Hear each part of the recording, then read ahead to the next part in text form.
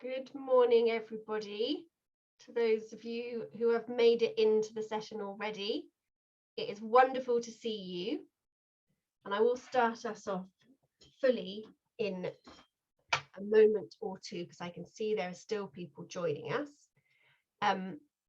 Please do say hello in the chat if you'd like to while we're waiting to get started. I'll give it another few moments and then I will get us going. Fab. Okay, I might get us started because we have got lots of really great stuff to get through this morning. So thank you so much for joining this session about how we can champion digital to ensure accessibility and reduce barriers to participation. My name is Cath Hume and I'm the CEO of the Arts Marketing Association. If you don't know us at the Arts Marketing Association, we are one of the partner organisations involved in Heritage Compass.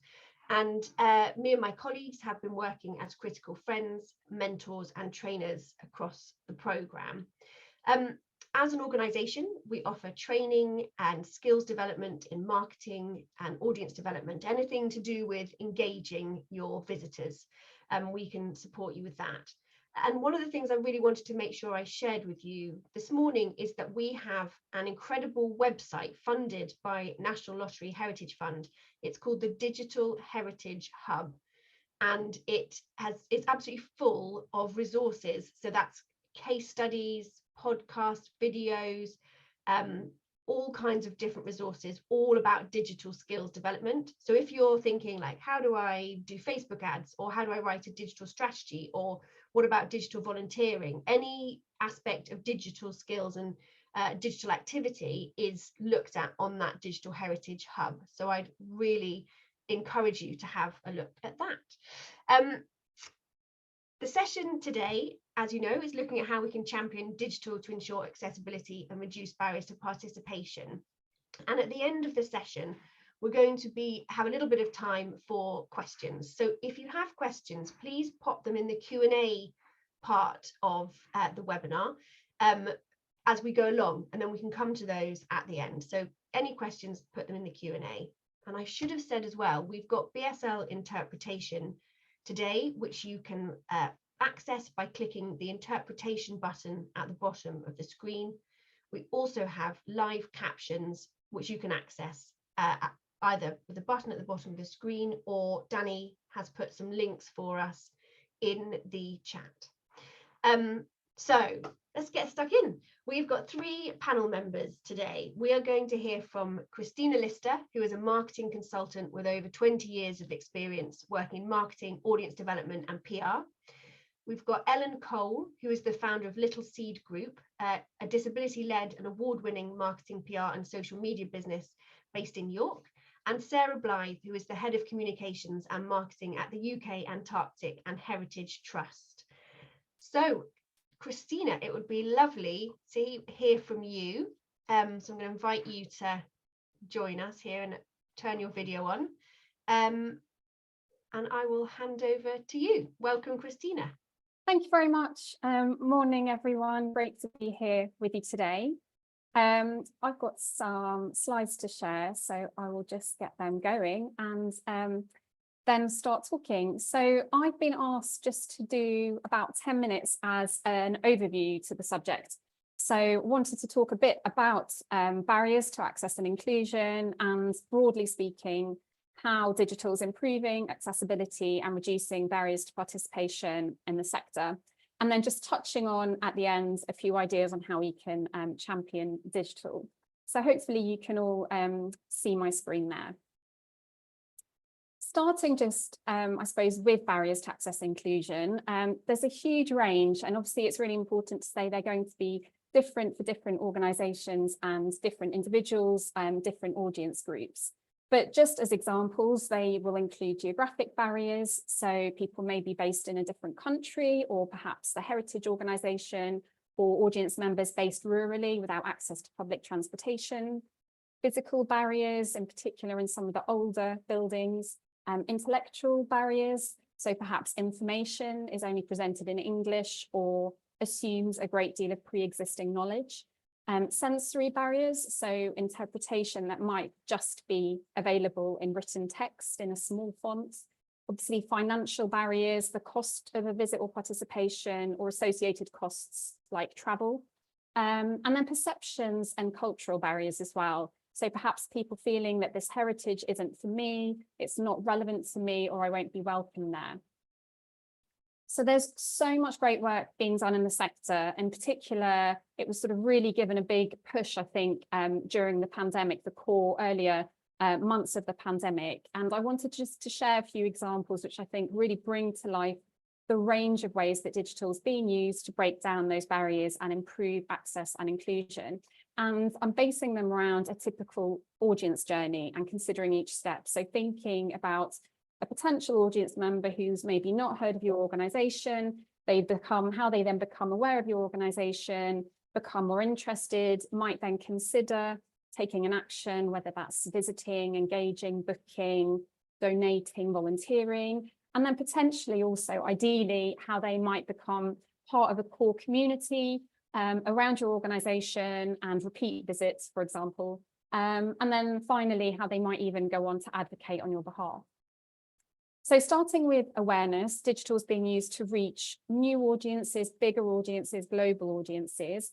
Just a couple of examples here, the Black Country Living Museum's phenomenal success on TikTok, in particular reaching younger audiences that have also translated not just as digital audiences, but to people through the door. And a smaller example, the Bentley Priory Museum podcast, so using a new format to reach audiences. A couple of examples of increasing interest and helping audiences when they're considering whether or not to visit or undertake an action. So providing information to support audiences to make those decisions. So the examples here are Craven Museum's really extensive information online, showing access. So they include like a video walkthrough and images showing everything from seating, lifts, the changing places, toilets, so visitors know exactly what to expect. But also things like TripAdvisor reviews and visitor reviews on other sites like Google and Facebook can really provide that information and help visitors make informed decisions.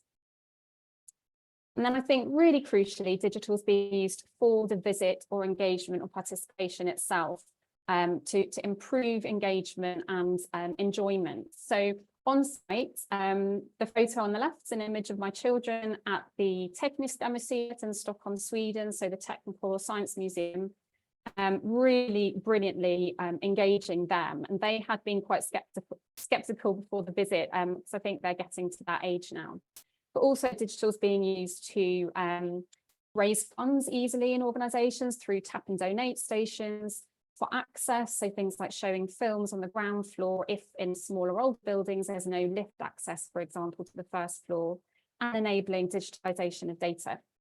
Off-site as well, so this example here is from the American Library in Norwich, hosting virtual talks that can then be accessed obviously across the world and from people who can't leave their house.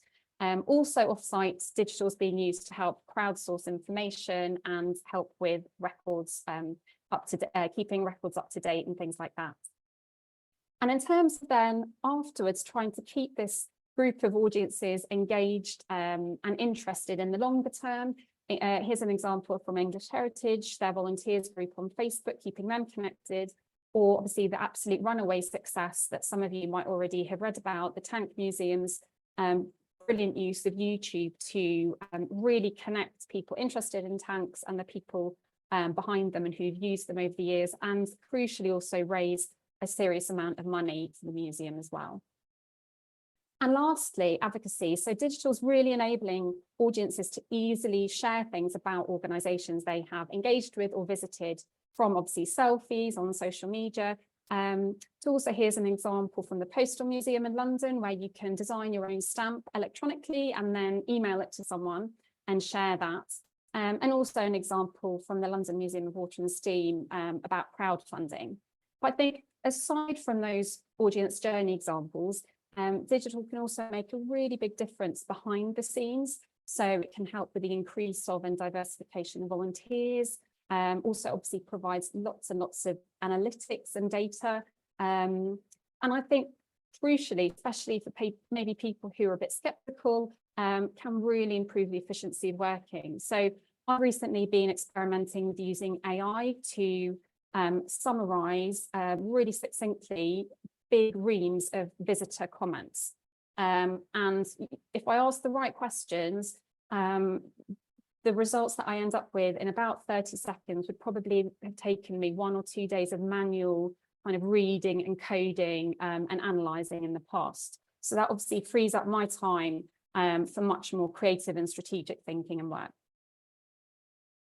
Having said all that, digital is obviously not a kind of sticking plaster for a poor offer, and it's not necessarily right for all audiences. So digital exclusion still exists, for example. That can be a lack of access to data or to devices, or a lack of skills or a lack of interest, both within the organisation and our external audiences. There's also huge expectations and competition we face. So with the expectations, I think what can be quite challenging for smaller organisations, in particular in the sector, are that people are used to just amazing production values through like video streaming platforms and also like gaming. And the same with competition. There's just so much information and amazing content out there on social media, for example. So it's really hard to sort of stand out from the noise. Obviously, also the cost, there can be some upfront costs of maintenance and evolution, and just making sure you stay up to date with changing technology and the necessary skills as things keep evolving. And I'd also say there are issues of values around values and ethics for us to consider. So things like data privacy and also ethics around AI. But just to finish then, in terms of how we can champion digital, I think looking ahead, the National Lottery Heritage Fund's 10-year strategy specifically mentions that by 2033, they want to have championed digital technology to improve access. But also actually digital will support their other inclusion, access and participation goals, namely the increased diversity of heritage workforces and audiences, reduced barriers for people underserved by heritage, and enable more people's heritage to be recognised. So here are just some final thoughts from me in terms of how we can champion digital. I think it's really important to understand the barriers. So both barriers that digital is able to overcome or can chip away at in terms of for our audiences, but also perhaps there might be some barriers to embracing digital within your organisation. Experimenting, testing, evaluating the results, evaluating the outcomes and difference made in particular, and sharing those with the sector and listening to other case studies and brilliant work being done. Really understanding your internal stakeholders and sort of speaking in their language. So is it about KPIs? Is it about using data to evidence something? Is it about using digital to make efficiency or reach those bigger strategic goals? Perhaps you can identify some allies and champions within the organisation to work with. But I think finally, it's really important to also be really realistic and pragmatic, especially smaller organisations. Some of you might have come across the sort of effort impact matrix. If not, you can search for that online, which is really useful. It just helps you prioritise the things that will really make the biggest impact. And then finally, perhaps most importantly, I think it's really important to obviously link to your organisational sort of strategic goals. It's not about digital for digital's sake, but it's about really using digital as just one of many tools and activities in our toolkit to help us engage really meaningfully with our audiences. So that's it for me. I will stop sharing my slides and hand over to Ellen, who will be speaking next. Thank you so much, Christina. I really do appreciate that. So hi, everyone. I'm just going to share my screen now with you, and I'll bring up my presentation. Start from beginning. So good morning, everyone. My name is Ellen Cole. I've got 5 disabilities, and today's talk is going to be predominantly about how to improve website accessibility for users of assistive technology, which are predominantly disabled people like myself. You don't need to worry about taking any notes, because there will be a document in the there will be a document going around which will give you all the information you would need, as well as more pointers to help improve website accessibility. So in the UK, there are approximately 14 million people with a disability. And in the most recent ClickAway Pound report, disabled people have a spending power of approximately £274 billion, which is a phenomenal amount. Worldwide, that figure is around 13 trillion. And with the most recent report on digital accessibility, it reveals that 70% of UK websites are inaccessible.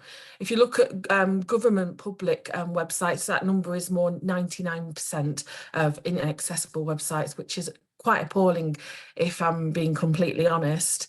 So this means that organisations are excluding about 9.8 million potential customers from that 70% from easily accessing the websites. And this means that UK organisations such as heritage sites are losing billions each month due to a lack of online accessibility.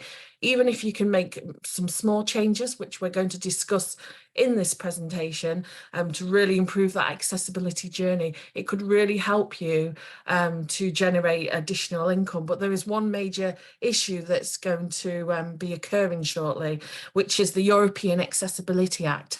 This is going to be introduced in 2025, and it's a way for the European Union is saying to anyone, not just within the European Union, but people or countries outside of the European Union, like the UK, that if you are going to be selling products, having European residents buying tickets from yourselves, your website needs to be in line with the European Accessibility Act.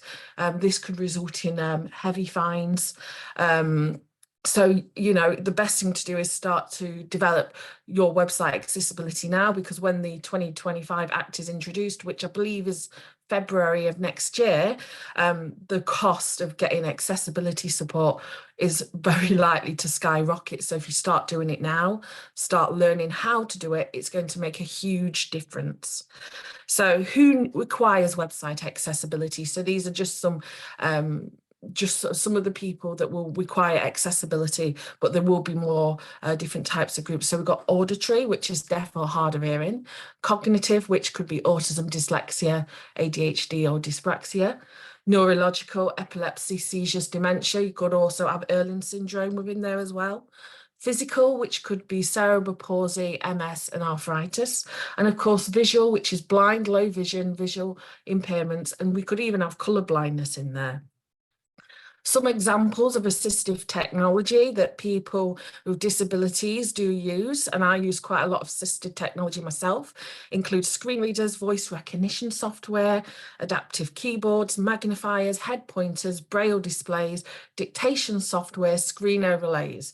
The long issue is that the people that create these software, they don't really talk to the end user in terms of how these are used on websites. It seems to be like this communication barrier. And if all these different organizations access to work, the people that create the software, the people that create the websites, the disabled community, if they all had that cohesive communication, it would make a huge difference. But I'm sure we all know that internal communication in any organization can be quite tricky at times.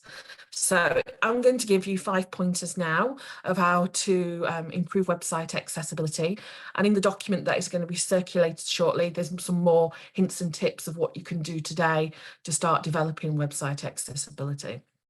So number 1, add alt text, images and graphics. So be really clear and descriptive with your alt text, including describing the content of the image and graphic. Don't go into like a dissertation with the alt text, you know, keep it really straight to the point with description, because if you go too far into it, you can impact people with cognitive and neurological conditions. And everything that I am discussing today has been vetted. I've got like a support group with 300 people in there, varying disabilities. Everything that I'm discussing has been vetted by themselves. So the image on the screen at the moment is an example of how you could do alt text. The alt text could be a woman facing a laptop typing. There is a black camera to the right of the laptop. The woman is the focal point of the image.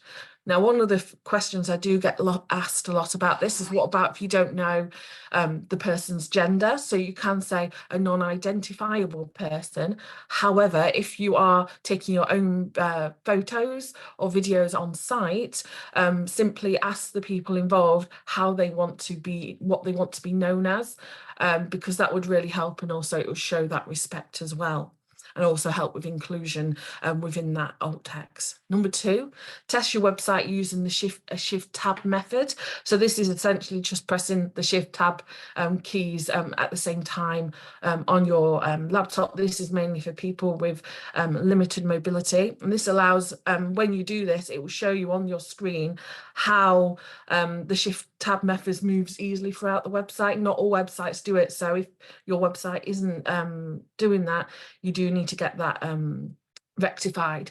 By being able to do this, it allows people to be able to move easily from one element to another, especially form fields, website menus, media players, and so forth. Number 3, so this is an example. I have had to block some stuff out. So at the top, I've blocked out a grey area, removed the name of the brand within the green text bit, and just blocked out a bit of information. So test your website using different accessibility overlays, and of course in dark mode, because a lot of people do, including myself, because I've got sensory needs as well, use dark mode on my mobile. So this is what the website looked like. So there's an image on the screen, bit of text saying join us and apply online. It's a mixture of whites and greens, and a tiled background on the image. And then when I went into dark mode, the entire screen went black.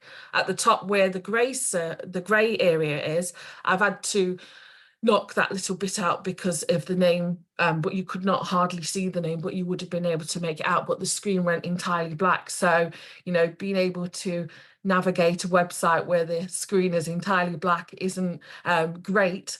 So what you need to do is test everything in different overlays and in dark mode, and you can make changes in those different different modes to make the website more accessible. 4th one is use high colour contrasting graphics. So the graphic on the screen is on like a pale cream yellow background with a word in the middle which says welcome, which is in white. And that the word welcome is in squiggly text, which can be quite ineligible for people that may struggle to read squiggly text. I know myself, I struggle with it as well. But there isn't a really good colour contrast between the two. It can be really difficult to read that, especially if you've got visual, cognitive differences, neurological as well. So the key for something like this is, if you want to keep the background that colour, make the word welcome stand out more. So you could use, say, a very dark blue or a black. If you can, try and remove the squiggliness if you can, just to make it that little bit more easier for people to be able to access anything on your website, regardless of whether it's a graphic, an image, essentially everything. And finally, create clear and actionable hyperlinks. This is more focused at screen readers. So if you've got, say, a hyperlink in a blog post, but it's not clear that it's a hyperlink, some screen readers will pick up and say link about us, for example. However, not all screen readers will pick up that there is a link. So if you're trying to encourage someone to go to the About Us section, you need to say, to find out more about us, click here. Or you could say, find out more about us, visit, say, the website link or the page that's going to. You need to make it really clear. So if you are going to use screen readers to test your website, test it with more than one screen reader, so that you're being able to provide a service for people, regardless of what type of software that they are using to access your website. Here's some useful resources to get started. As I said, it is in the document which is going to be circulated. One of my favourites is the Wave evaluation tool, completely free of charge, available on the Google Store. You just add it to an extension onto your computer or laptop, press that button, and it will tell you on your website some areas in which you can improve, and it'll just tell you exactly where it is on the screen, which is fantastic. It's an amazing tool. I use it all the time. Check for colour contrast on web graphics. Two of my favourite websites are contrastchecker.com and accessiblecolours.com. Use different types of assistive technology, as I've already talked about. You can get some for free on the Google Store. However, if you have anyone within your team that use access to work funding, or if you know anyone with access to work funding, find out the types of technology that different people are using and consider investing in some of it. Some of the best, some of the most common ones that people use is Dragon software and Read and Write software, which is also known as Text Help. It's just so that you can get that first-hand experience yourselves of where the accessibility issues are within your website. And finally, test accessibility on devices, mobiles, iPads, etc., because it will make a huge amount of difference to yourself and get you started on your journey. Thank you so much for joining me with this short webinar. If you enjoyed me nattering away, do consider leaving me a 5-star review on Google. You can find out more about me at my website, littlesegroup.co.uk. And I don't know if any of you will be interested, but shortly I'll be launching e-learning courses in social media, email marketing and documentation, accessibility content. So if you want to learn more, subscribe to my newsletter or drop me an email. And in early February, I'll be launching the website accessibility audits and the website accessibility fixtures. So again, just drop me an email. But any questions, do let me know, and I'll pass you over to Sarah. Thank you very much for your time, everyone.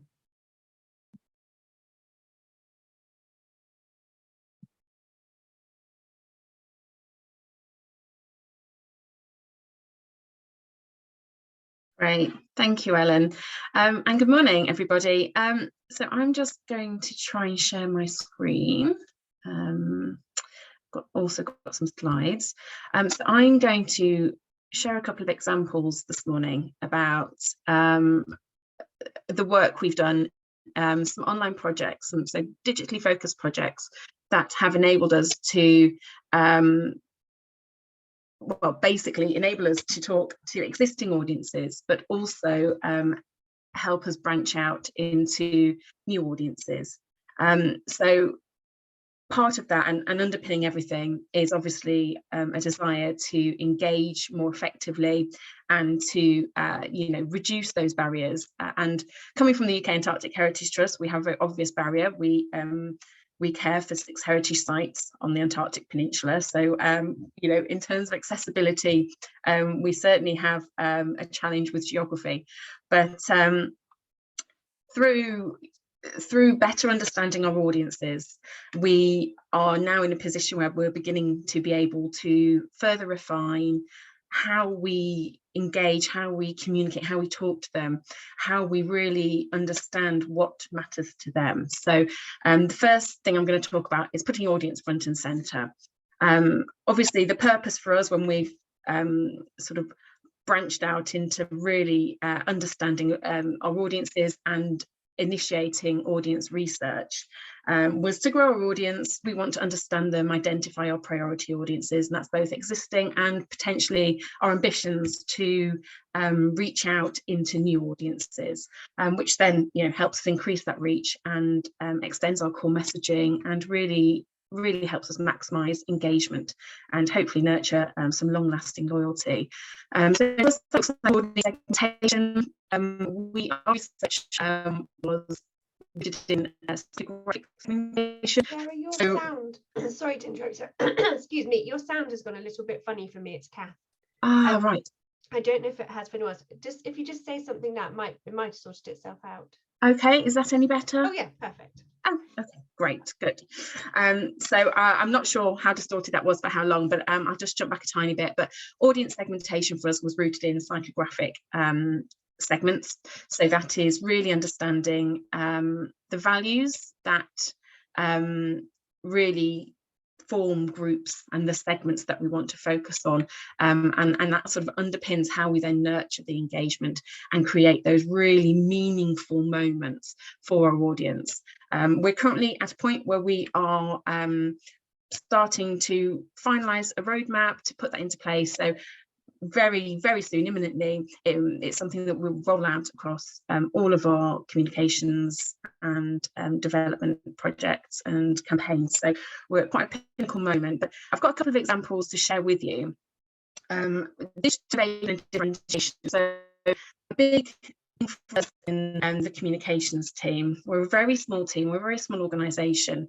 So it's really important to us to innovate and really keep up with things. We all know digitally things move at such a rapid rate. So we also have the challenge, as I imagine many of you do, whether you're a small or medium-sized organisation, you have to identify your priorities. That's absolutely essential. Resource, can be a challenge. So for us to really move forward some of our projects, it was really about looking at own channels, so our website, our blog, maximising our presence and the types of content we put out on social media, and really putting more time to think about how we can further make our e-marketing better quality, more engaging, more of an interesting read. And earned media, we work with two very creative and very successful PR consultants who have really become part of our team, and collaboratively we have put a real focus on improving online coverage, which has really helped to boost public profile and has really helped us sort of weave a tapestry in terms of our ability to speak about those core values we held as an organisation, but also the really important things to us, which is heritage conservation in Antarctica and on the Antarctic Peninsula at our 6 sites. So we're really now building those relationships, and we're sort of seeing the benefits and the results coming through for that, which is a really exciting time for us. So, I would say, coming from a small team, it's about differentiating within your ability and within your scope and within your resource. So platform specific content where you can. We always use storytelling, and it's at the heart of everything we do. We've got some great history to our site, so storytelling is our natural go-to, and it really does lead us to inspire and really connect on a deeper level. So that's our constant, that's our consistent feature there. But also, always taking into account the fact that there is such an importance to building communities amongst our audience segments, and seeing them as a whole, bringing them in together, but at the same time enabling ourselves to really take moments and opportunities to differentiate in how we engage with them and how we speak to them about celebrations. So this year we have Port Lockwood's 80th anniversary. Port Lockwood is our flagship site, so it's a really opportune moment this year, next month actually, for us to be able to speak more extensively and in slightly refined, slightly tailored ways to our audiences. But underpinning all of this is time and resource. I'm a great believer that, do something well and do less of it. So that leads me on to 3 things we focused on. So one, these are all very recent, really, I'd say probably in the last 3 to 6 months, TikTok. So I've always held off the organisation going on to TikTok.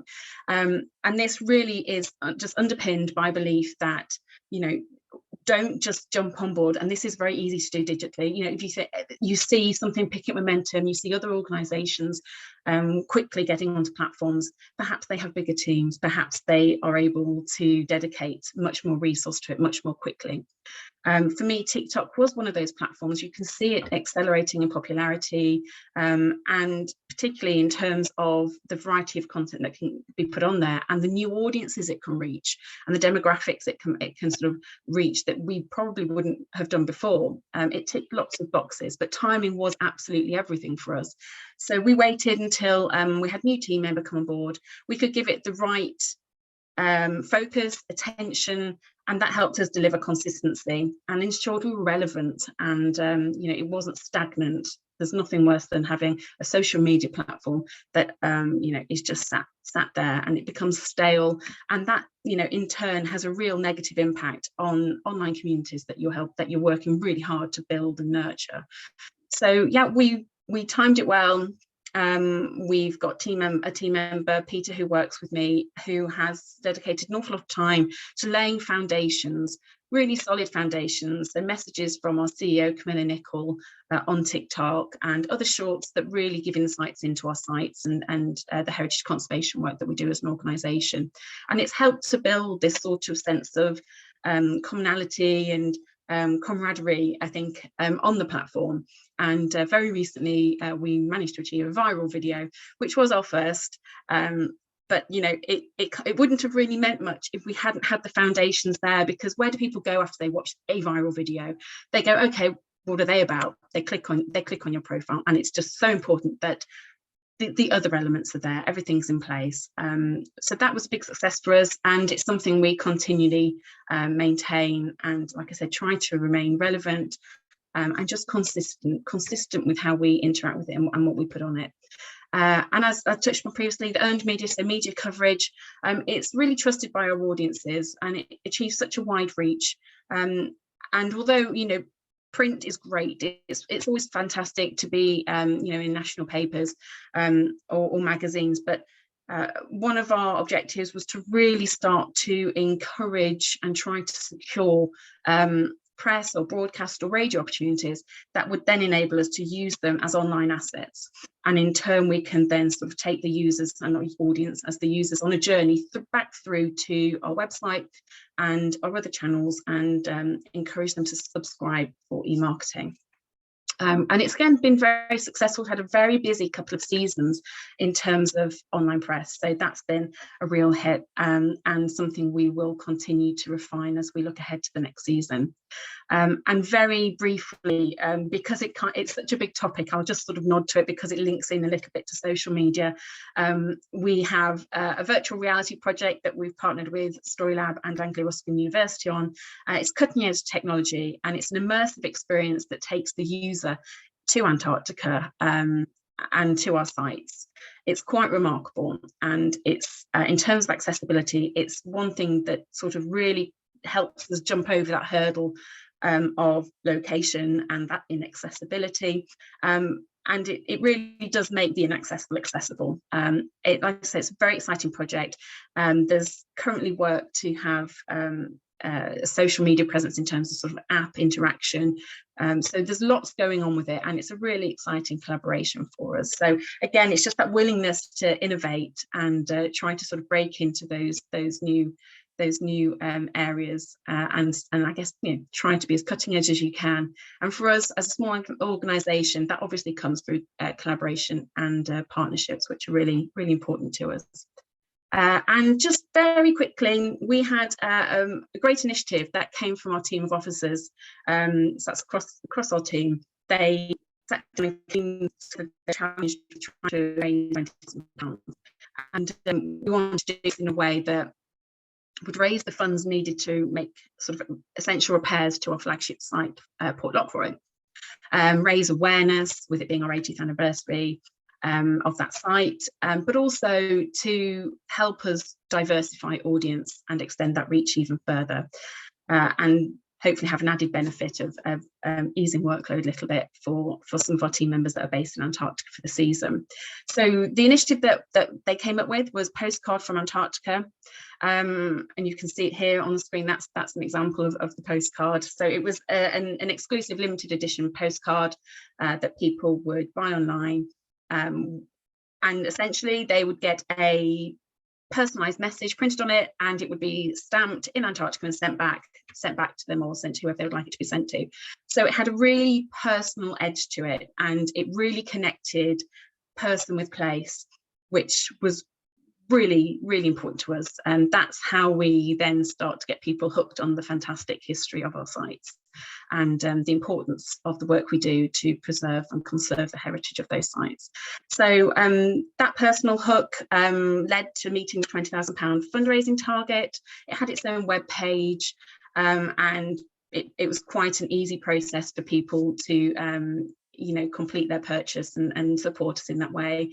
The campaign messaging also helped us to receive ad hoc donations, which was really fantastic, and something that we absolutely know there's scope to develop further, and perhaps package more comprehensively should we continue to roll that out into this season.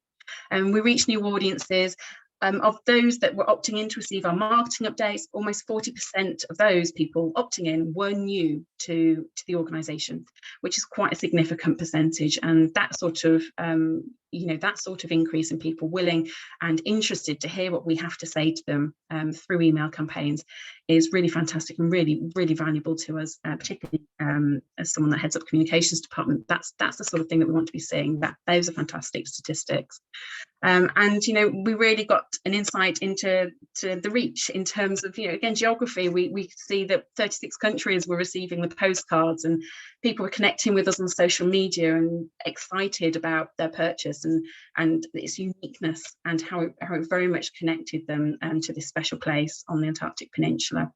So I think that the Postcard from Antarctica initiative was really exciting in terms of a small team with a sizable target, and trying to apply, creatively apply some fresh thinking to really enable people to connect, learn a little bit about our site, and get excited about it, and get excited about history and how they are now involved with the site.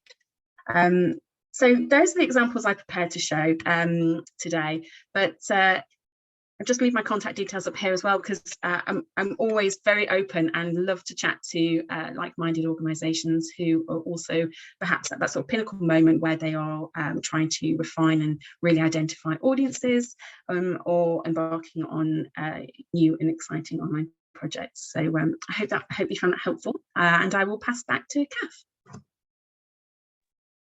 Fantastic. Thank you so much. My video will start in a moment. It doesn't seem to want to do anything. There we go. I'm back. Thank you so much, Sarah and Ellen and Christina. So much interesting work that you're all doing, and brilliant top tips. I think we're going to have some questions now. We've got just a few minutes. So if you haven't popped one in the Q&A yet, or you just want to pop it in chat, please go for it.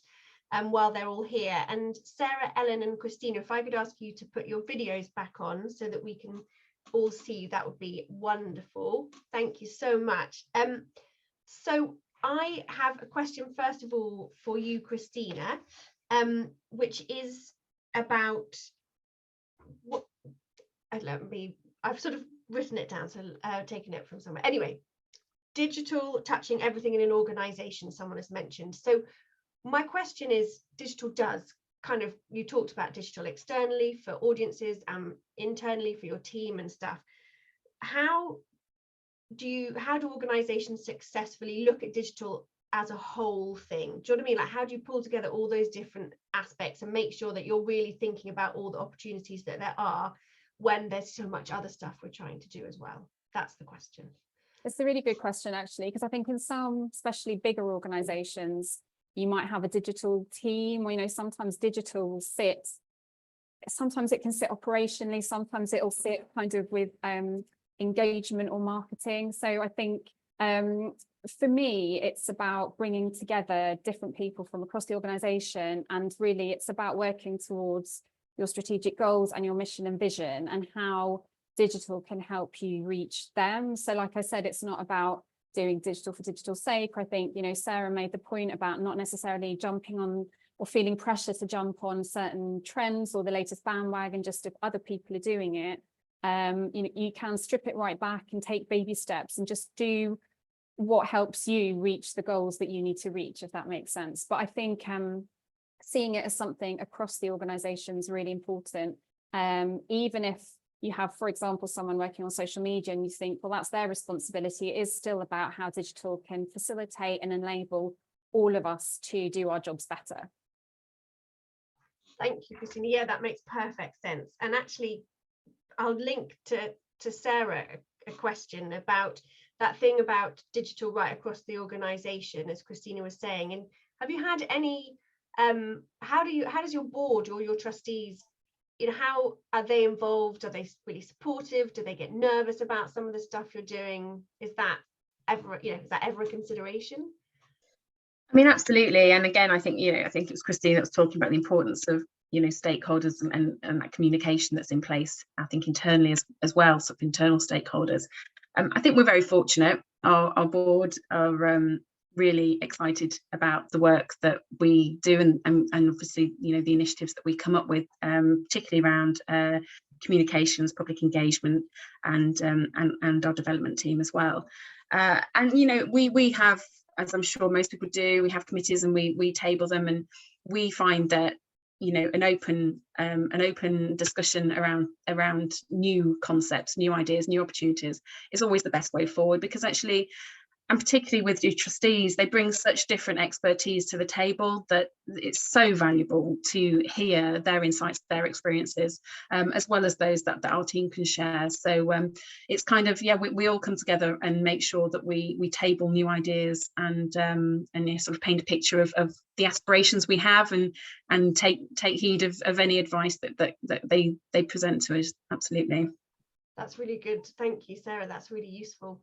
And Ellen, I just have one question for you, because then I think we're out of time, unfortunately. And my question is, if you're working with an agency or a web developer, like, how do you know, how would you be confident to know that they're definitely going to be incorporating accessibility into the work they're doing with you? Are there things you should be looking for when you're developing that relationship with someone external who's going to sort out your website for you?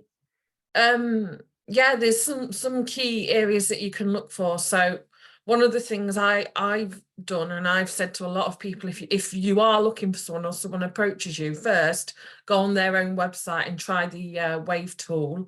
I appreciate my website isn't right there yet. It's nearly there. I've just got a few niggly bits that I'm fixing at the moment, but use the Wave evaluation tool to check their own website. Ask them who's vetted their practices, because very few organisations get their they kind of do it in-house, but then they don't speak with the disability community, and that's so important to have that first-hand knowledge, because you can look at the main compliance, which is the WY11 website, and that's like the Bible of accessibility. However, there's things that they do on there, even though there's amazing stuff, but there's stuff within there that still impacts people with disabilities, because their assistive technology doesn't work with their website. So it's about checking their website themselves, vetting them, seeing who they work with in the disability field, and see if they work with a wide range of people with disabilities, because I know some will tend to just work with one core disability group and then completely forget about others, because it's such a spectrum. It's so challenging. It's taken me, what, 4.5 years to build up my supportive network, to have those people say, actually, does this work? Oh, this has changed. So yeah, it's just a case of asking those right questions and seeing what they've got around them, really. That is really good advice. Thank you so much, Ellen. And I'm going to have to draw us to a close, unfortunately. Any questions that we haven't answered, we will have a look at and try and get back to you. So apologies we haven't squeezed them into this session. We have a break now for lunch from 12 till 1, or 12:04 until 1. And then at 1 o'clock, if you head back to the main Zoom page for this whole day event, the next panel session about envisioning the future of heritage will start at 1 o'clock. So I just want to say thank you so much to Christina, Ellen and Sarah. It has been brilliant to have you here with us today, sharing your expertise. To all of our delegates for joining this session, it's been really great to have you here, and please do, you know, look out for the work that our three speakers are doing. They all have an enormous wealth of knowledge and experience, and you know, it's worth checking out all the things that they're doing. So Annie from Cause 4 is saying, if you've got a question, you can always put it in the main chat on the Zoom hosting page, which is a really great idea, and then we can make sure we gather all of those. So don't leave your question unanswered. Make sure you ask it. And that's it for now. We'll see you back on the next session at 1 o'clock. Christina, Ellen and Sarah, thank you so much. It's been a brilliant 45 minutes. Thank you. Bye, everybody.